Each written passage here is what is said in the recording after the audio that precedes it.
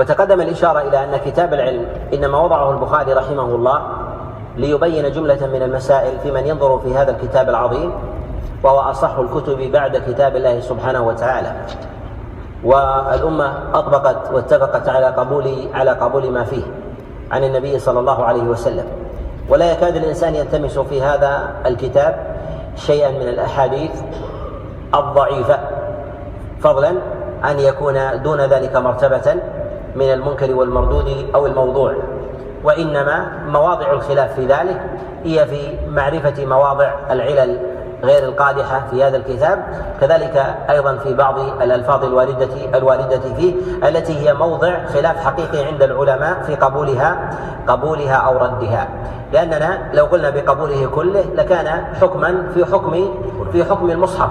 من جهة دقة ألفاظه وتمامها، نقول هو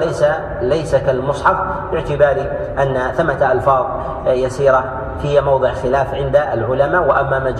مجموعه أحاديث وألفاظ هي محل قبول عند الأئمة.